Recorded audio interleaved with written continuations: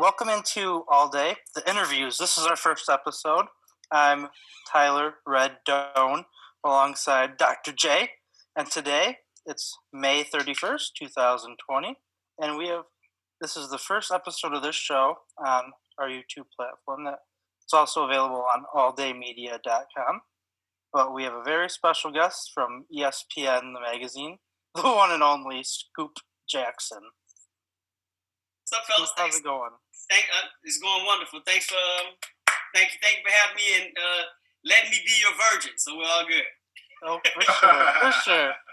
See, it's funny. We have to go back because when I first started working in radio, when I was working for the Huge Show, I was working with Bill Simonson, who had at one time worked in Chicago, became friends with Scoop. So then, as being the guy doing the phones, I started talking to Scoop, got his number, we started texting, and here we are, like 6 or 7 years later. 6 or 7 years later, right? Yeah, you used to call me all the time. All the time. Yeah, Bill wants to have you on. I'm like, all right, cool, let's go, let's make it happen. So for sure, and it was really funny. And this is kind of leads us into what we want to kind of talk about today. Was the first time that I was like, wow, that's my friend Scoop. I was watching the BENJI documentary on ESPN, the 30 for 30. And I was just watching it, and then all of a sudden, there's Scoop just on it. And I was like, I had just texted you the night before. Yeah. For Bill. And I was like, what is going on? So. Yeah, that was, to me, that's still, they've had some great 30 for 30s. That's still at the top of my list. Not because I was in it or anything, or the role I played in getting it done, but it was just an important one from a storytelling standpoint. There's a lot of history behind that actual 30 for 30 that leads up to even that 30 for 30 happening. So it holds a special place. That one and one we did on Iverson, that wound up being the reason Michael Jordan decided to do The Last Dance. So it's kind of cool. Really? Yeah. That's pretty cool. That's really, really, really cool. And so, I do want to ask you some questions, about BENJI and that 30 for 30, kind of like his legacy, like in Chicago. And so, Scoop, you ready? Yeah, I'm good, man. All right, let's do it. I just saw Tyler's roommate pop in the screen. This is named after Brett Favre. What's going on? So the first question I got to ask you is, of course, like maybe today's youth don't understand, BENJI and his story and things of that nature. Right. And of course, it's going to be a little bit different in Chicago. So, how is his legacy perceived by today's youth in the city of Chicago? Well, I think it's remembered through players who keep, speaking his name and keeping his name into the basketball ecosystem, in Chicago. So as they hear coaches, as they hear uncles, as they hear the fathers, as they hear, older cats, playing and mentioning, all the greats and all this, that, and the other, they don't go too long without hearing Ben Wilson's name.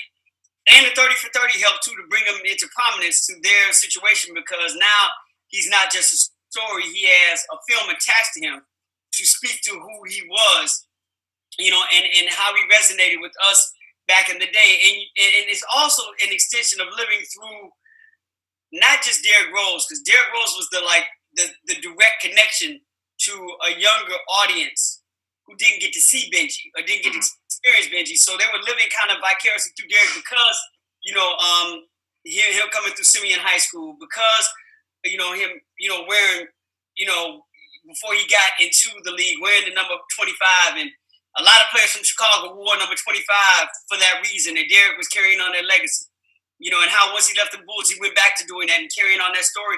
But also like a Jabari Parker, who also, comes from Simeon High School, So from a Chicago standpoint, his legacy is still carried through other younger players, of current generations. And they still connect the stories and connect those dots. And it gives them a greater understanding of who BENJI Wilson actually was and what he really represented.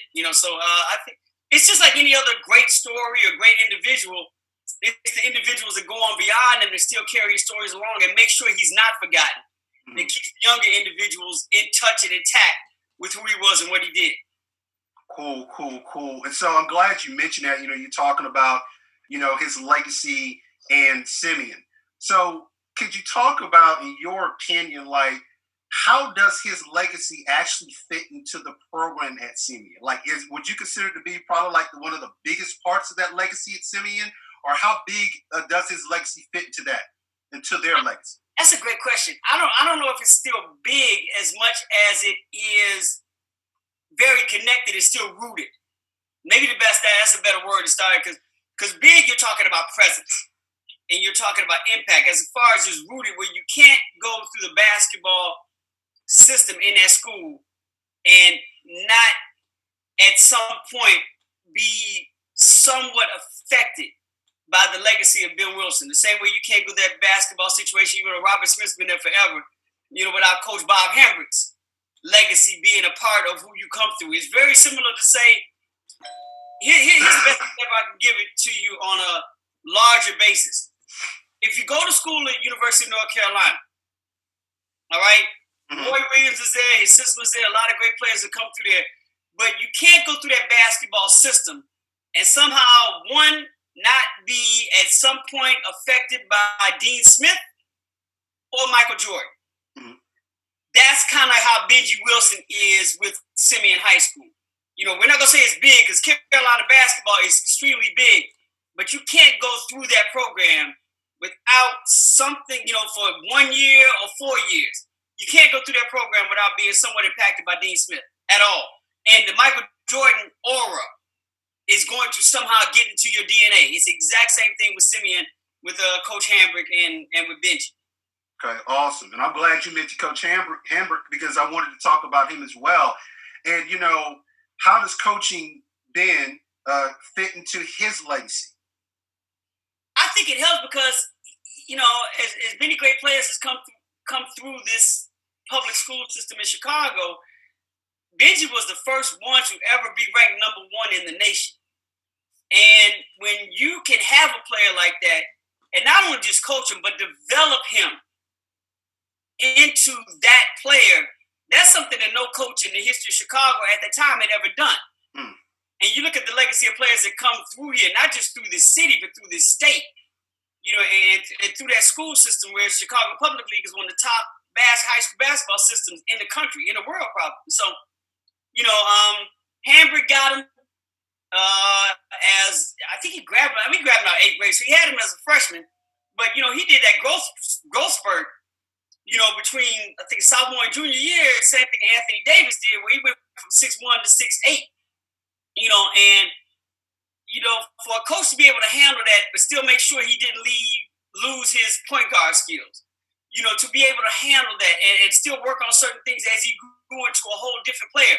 So it's not that he coached him, but he was able to basically just still make him go and turn into the player that he became without losing his skill set, without losing his coordination, understanding how he had to play differently now that he went from point guard to power forward. Yeah. All that comes into coaching. So when you're able to do that and sustain that cements your legacy as a coach. And the fact that, you were able to, grab a city championship, grab a state championship, be able to cultivate this kid and other kids and recruit other kids around him. All that builds up into your legacy. But to be able to have BENJI turn into what he turned into and not lose him and sustain that over the course of the rest of his life, which wasn't that long, but still be able to sustain it and not lose it, that adds to your legacy, not just as a coach, but what you can do to cultivate and blossom players. So it's a lot of coaches get a lot of players and, they don't know what to do with them. Mm. You know what I'm saying? I'm not going to start naming names, but you all know, if y'all follow high school basketball, you see that a lot. A lot of coaches get kids with a lot of talent, and they get them as freshmen, and the kids wind up taking over the whole programs, or the kids don't mature into the players that they're supposed to be able to do it at the next level. Whether the next level be the pros, or the next level be NCAA, or the next level be, going overseas. But that's a part of coaching. And when you see coaches lose that and the players don't develop and get any better, that becomes a part of their legacy. So the same thing happens on the other end. When you see these coaches like, damn, how did this coach get this out of this player when, other players at other schools that came through, they get lost. So, it all plays itself out to add to Hambrick's legacy. And, you look at the fact that what he's been able to do with other players that came through there. Yeah, absolutely. I would say they're just as talented as Benji, but they left a legacy that was close to his. They just didn't get the accolade of being considered the number one player in the country. So, absolutely, and I like what you said there, Scoop, because here at Newberry, I've actually taught classes in theory of coaching, and we would get to these deep philosophical discussions. And I always tell my students, name me great coaches who would you consider to be great coaches, and they would give names and they say, well, why are they a great coach? They would talk about talent and things of that nature and winning championships. I'm like, well, to me, as a former coach, I think the mark of a true effective coach is when you can actually take players and actually develop.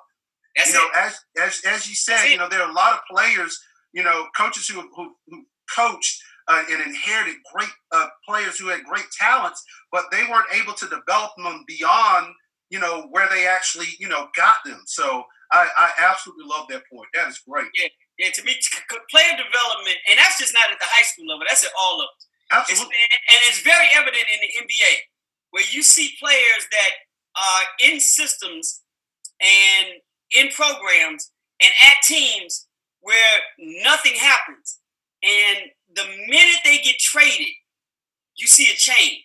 Yeah. And everybody looks at the system, and I've always been like, well, let's look at the coaching and the coaching staff, and how come that player wasn't developed in that system?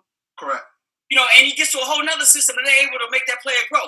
So player development is an overlooked skill set at the professional and the high school and the college basketball level that should be mentioned. I believe as primary in how we judge coaches, as opposed to looking at coaches and looking at championships and look at their wins and losses and all this other stuff. That's important, but what players become over the course of their time with that coach, to me, is just as important. Amen. Anybody can manage talent, but it's totally different to be able to coach and organize and put all that talent together. So I would agree with you on that. We have a tendency in this country to overlook that. And I'm not trying to plug or anything, but the last chapter in the book that I've done, it addresses that thing, because I talk about Eddie Robinson at at Grambling University. Okay, where you talk about player development. Here's a guy, and he never won a national championship, because he's at a small HBCU and there's no way they can compete. But he had more victories than any coach in the history of college football, and he had 200 players go to the NFL. Mm-hmm. 200 from a small black school. That's player development.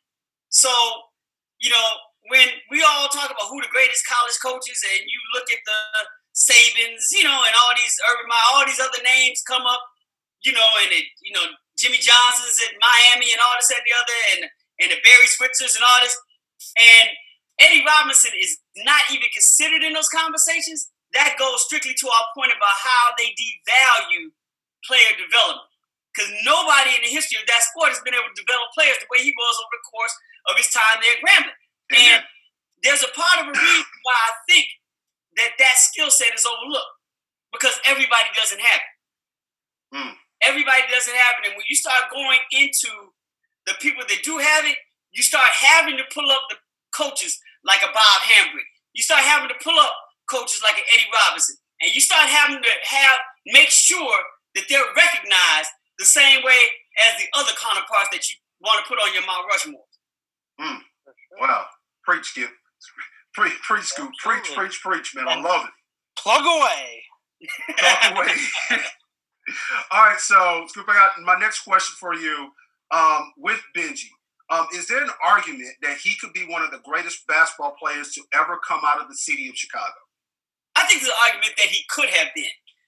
The one thing that I appreciated and took away from doing that documentary was consolidating the information that was available on him and putting it in a context to make me rethink what his future could have been. And that's the beautiful thing about, film of sports storytelling. I just want to lay it in film.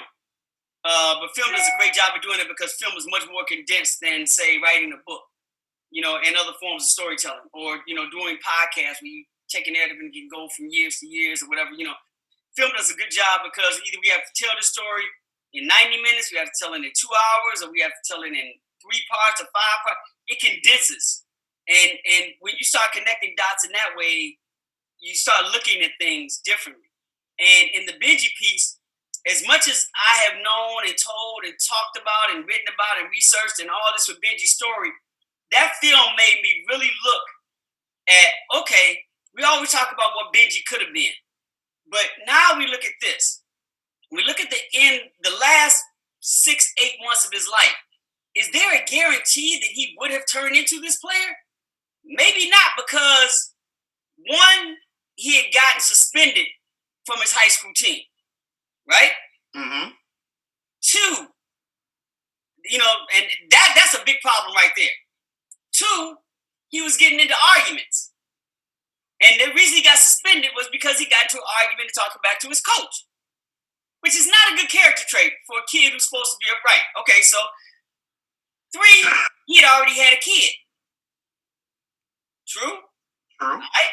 So now you're dealing with a 17-year-old dude who already got a kid in 1984 by a girl he's having an argument with. So he's arguing with his girl as a young father, getting kicked out of school, arguing with his coach.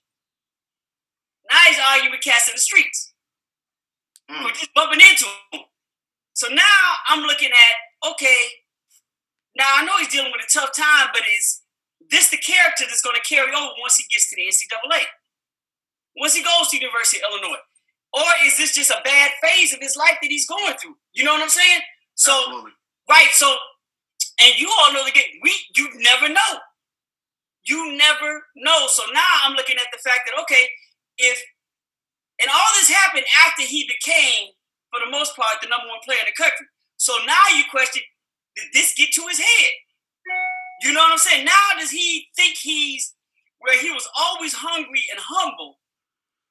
Does now he feel like he is on an elite stage and now I've earned this, so now I'm going to become this person? It gets to that old saying that Oprah says, fame doesn't change you, it just puts a light on who you actually are. Mm-hmm. And when fame hit Benji, it seemed to be there was some character things that started to shift a little bit in his life and who he was becoming. The question is, was he going to continue to go that route? Or was somebody like Hambrick, or, somebody like his teammates, or, some cats out here, other cats able, because the thing was he was going to probably the University of Illinois. Was Lou Henson, the coach there, going to be able to, all right, flip him back to where he should have been? We don't know. But the beautiful thing about that film is that because of the way they told the story, they told it in line and made you look at it that way, as opposed to being spread out over, an 8-month year period. They condensed it into 3 minutes. And now you're like, damn, all that actually happened back to back to back to back. So now it made me look at what Benji was going to become differently. So now when that question is asked to me,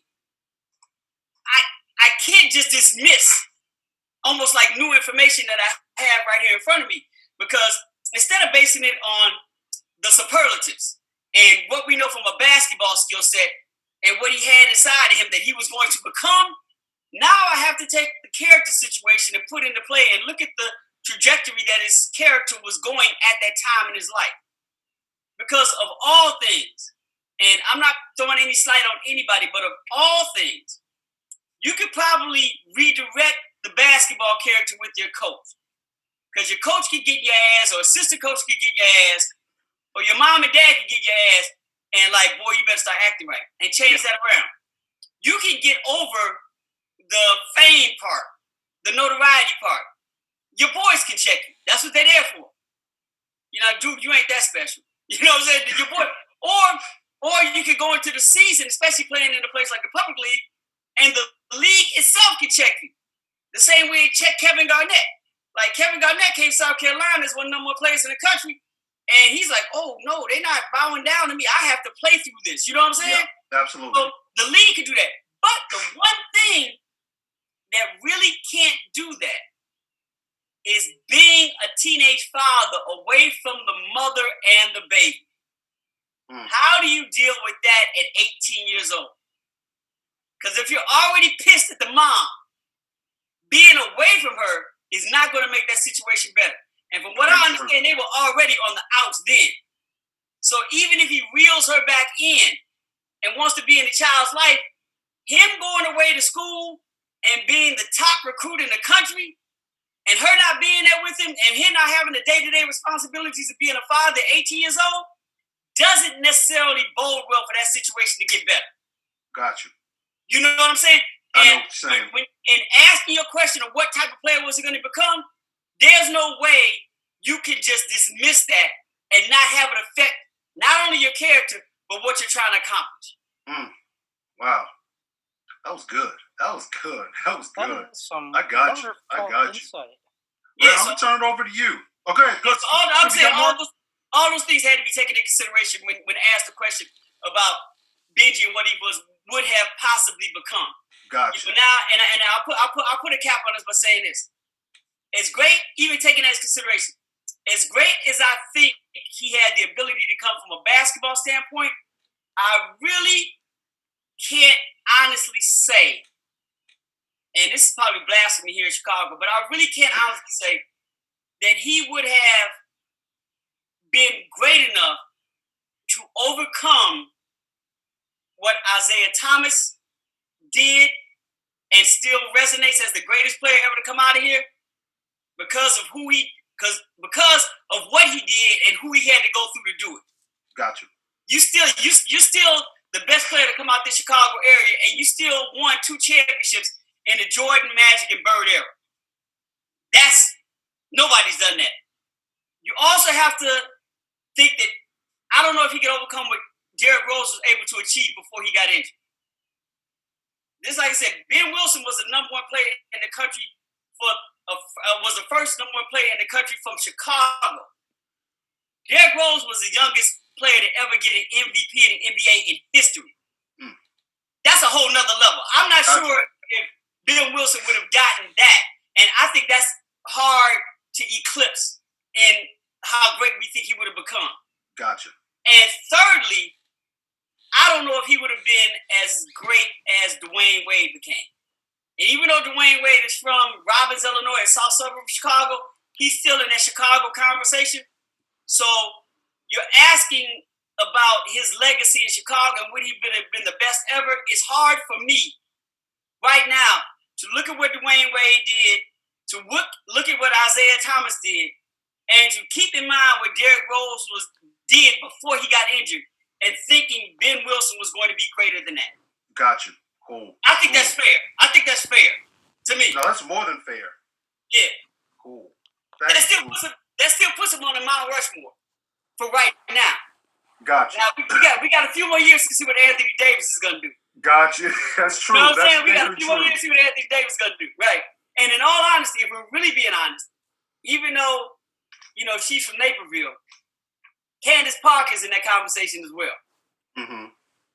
If we're going to include Dwayne Wade from the south suburb, we got to throw in Candace Parker from the north suburb. In that overall Chicago area conversation of the greatest come out of here. So, I think Ben Wilson is there, but, I'm not saying Candace is through, but Anthony Davis and Candace Parker are in position to probably, maybe, all right, Ben, you need to step off. We got to step. We don't know yet, though. I got you. Scoop, thanks, man. That's great insight. Red, I'm going to turn it over to you. Go ahead. All right. You kind of answered one of my questions, so we're going to skip to a different one. I kind of want to transition into the Last Dance. Okay. And everything that kind of went on. How did the society in Chicago and the pop culture mesh with the Bulls during the 90s? I mean, I was born in 1993, so, I have vague memories of the Bulls, but most of it I've seen in. You used to have any memory of the Bulls. Very, very late at that. I remember the last one a little bit, the last dance. Okay, all right, I get that. Yeah, because that's when it starts to sink in. I think you're what? Right. At that time, you're 6 years old or something like that. Yeah. Yeah. I remember when my father and mother got divorced. I was around the same. I think I was a little bit old. I may have been like 7, and it was around. And the same thing was going. I remember I was watching the Boston Celtics play the Milwaukee Bucks in the playoffs. And I remember my father saying, "I'm gone," and I never turned away from the TV. I was like, "Bye." Never look. I was watching, Kareem Abdul-Jabbar and Oscar Robinson going against Dave Collins and John Howard. I was locked in. So I get what you said. The memory started to kick in and stay right around that time. So I get it. So how did that, like the culture in Chicago, mesh with the Bulls? Like, were the Bulls like embraced, or was it kind of just? I mean, obviously they're embraced; they're champions. But like, how did they interact with the community in Chicago? I think the Bulls, and at that time, even going through that run, but I think at the end of that run, my belief is that they set the standard for the entire attitude of this city. I've said it before, and I'll stay on this: is that the Bulls winning those 6 championships, and by the end of that, they gave birth to Kanye West. And when I say that, is that the arrogance that Kanye walks around the entire world with, that he's special, like he's like on a whole nother level of how he feels about himself and who he feels that he is. You take Kanye's arrogance and give it to 6 million people, and that's what the Bulls did for Chicago. Wow. Everybody felt like you can't tell me nothing, as Kanye said. That was the attitude, and the Bulls gave the entire city that attitude, because everywhere Chicagoans went, not just here, we felt pride about being each other because we owned that team. But when we stepped outside of, this boundary, stepped outside of Lake Michigan, when we left the Southwest and North Side, you couldn't tell us a damn thing, anything. And that was all because of that team, because they gave us that attitude. And it built up and reached a Kanye level because of Michael, Scotty, and Phil. Because in our minds, it wasn't just having the baddest dude, the greatest player to play the game ever. It was about having the second baddest dude, damn near ever, along with him on a ride, and then having probably one of the greatest coaches, if not the greatest coach. We're like, we got these 3 here. So it wasn't just riding on one man. It was like, all right, we have a trifecta right here. We have a foundation here that we're good. You know what I'm saying? We are super good. And you could change all the parts around it. Horace Grant, you could go, we'll get Dennis Rodman. John Paxson, you could go, we'll get Steve Kerr. B.J. Armstrong, you can go, we'll get Craig Hodge. Whoever, any way you want to twist it. Oh, you want Charles Oakley? Don't worry about that. We'll get Bill Cartwright. We got parts we could do. But these 3, this core right here, be good. And when you go through that for 8 years, and I'm including the years they didn't win, because the feeling just doesn't disappear. When you go through that for 8 years, once again, you can't tell us shit. And that's the attitude that the entire city walked around with during that time. And we still, once again, that carries over still to this day. It carries over to this day because we hear other teams and other cities and other places scream this, that, and the other. So if you go out of the country, and you go to South America, and Real Madrid talking mess. You go over to London, other places, or Barcelona's talking mess down in South America about this soccer problems. You know what I'm saying? Or you go up to other places, you hear about teams in the Premier League. And you can talk about West Ham or whoever, whatever teams you want to bring out there, and they talk about Man U or Man City, whatever, man. You could go up to Boston and talk about the Patriots or talk about the Red Sox finally winning, or whatever you want to talk about. Dude, we got 6. We ran shit. You can't tell us anything. So all of that arrogance that you see with Kanye, all of that self-assertiveness, that ambition that you see in Barack Obama, all of that wherewithal and confidence, and I can rule the world belief that Oprah has, all of that just groundedness. And that foundation, in order to, like, nothing is going to be able to stop me from getting my message across and walk with my head up and rise above anything that Michelle Obama walks around the world with. All of that is an extension, to me, of the Chicago Bulls, because they were all here and they all came up with that as something to stand on. So it's not about how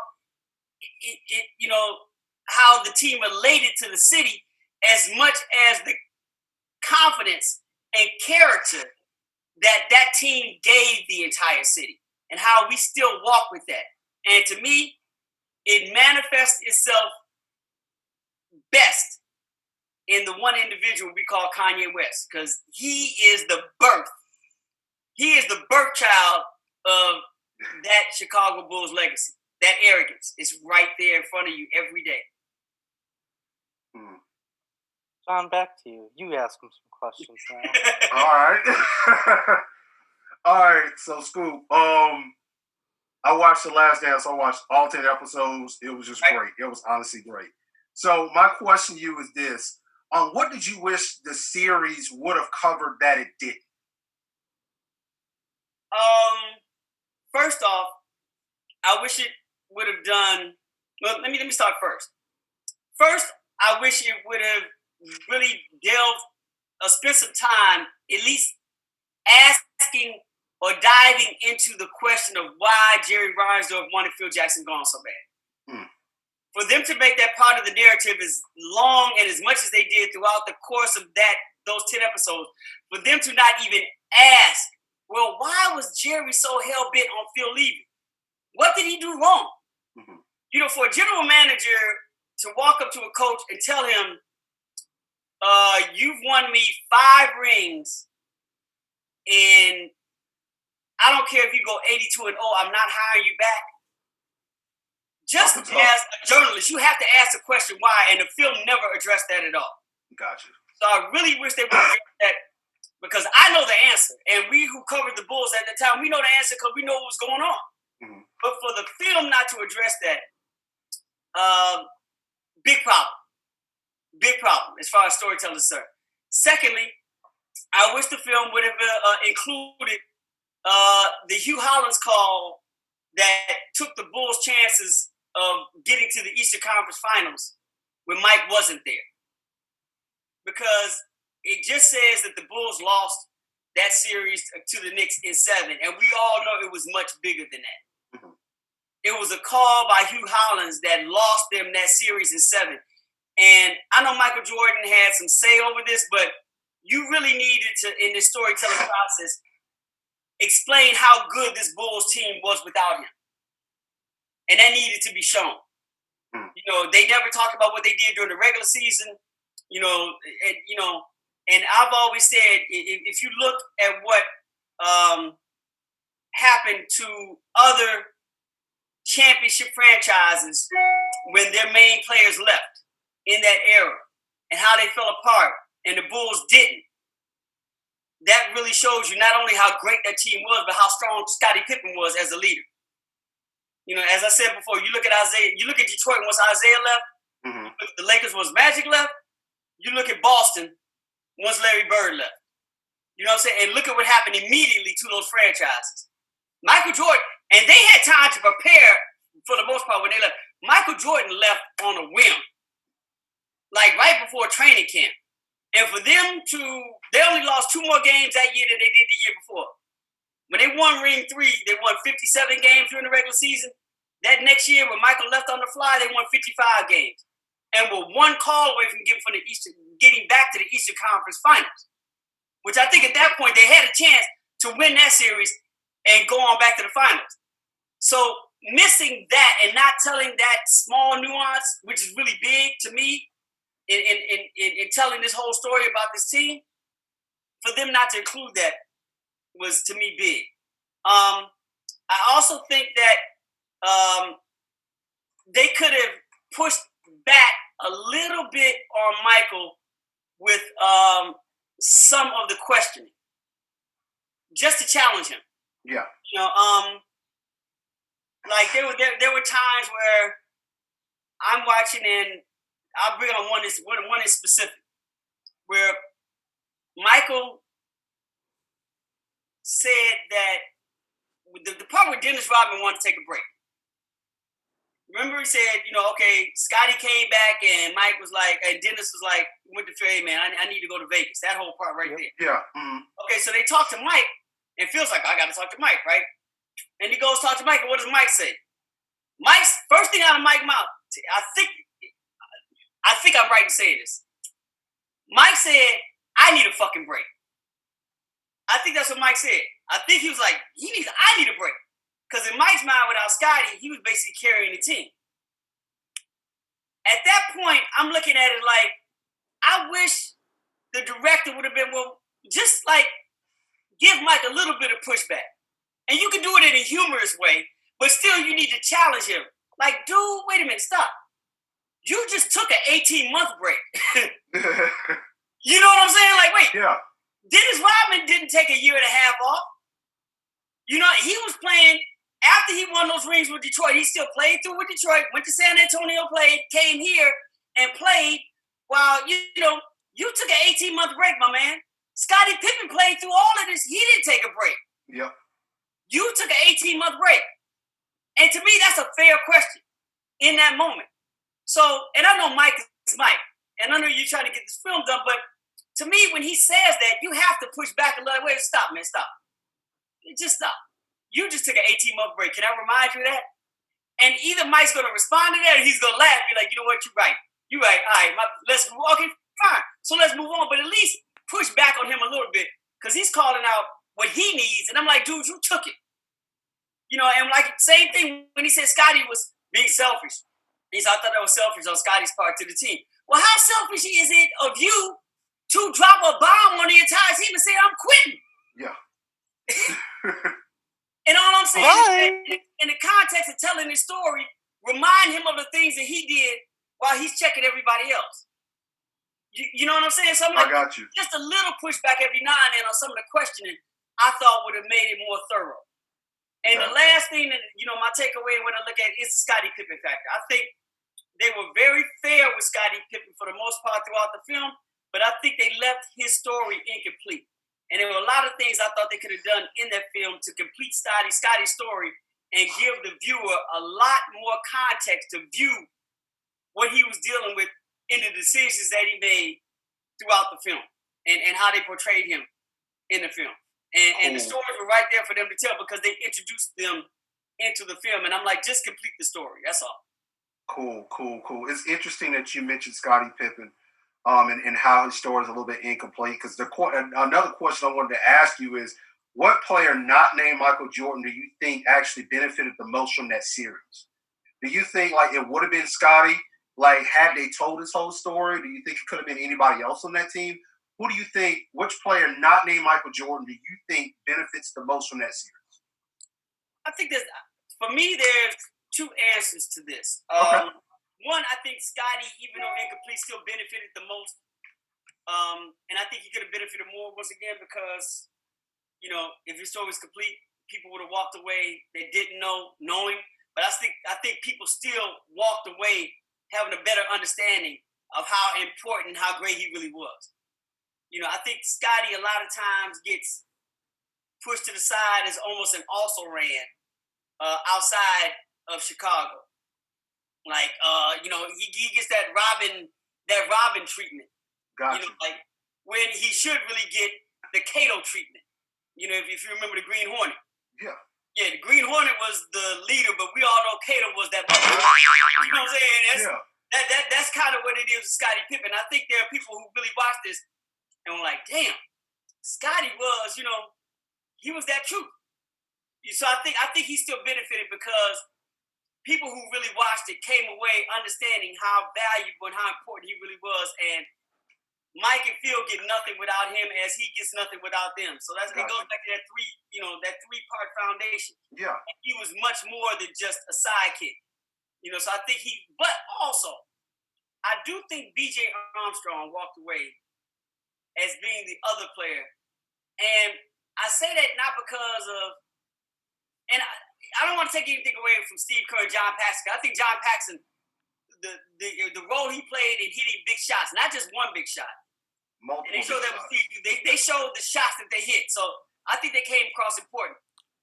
But they showed the game that BJ had and how he wasn't afraid of that team. So that gave him character and made you look at him besides a baby-faced assassin that just wasn't as great as Steph Curry. A baby-faced kid that, when he went to Charlotte and went up against the Bulls, that showed he had. So, all right. So, but to me, if you listen to the things that BJ said when he was sitting and how he analyzed and broke things down, he came across as damn near brilliant. And of all the things he said, because it seemed to me every time the camera was on him and he did his ISOs, he was saying things that was so precise that it made you think different.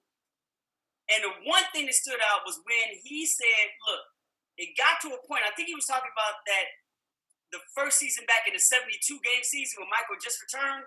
Yeah. He said at a certain point, Michael had stopped playing basketball. He was playing to win. He said everybody else in the league was still trying to master basketball. Michael had done that already. He was playing on a whole nother level.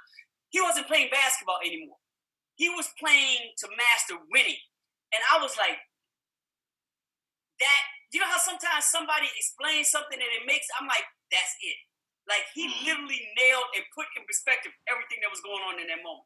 And he did that a couple of times, but that was the one thing that was like, so to me, BJ Armstrong damn near came off like Yoda.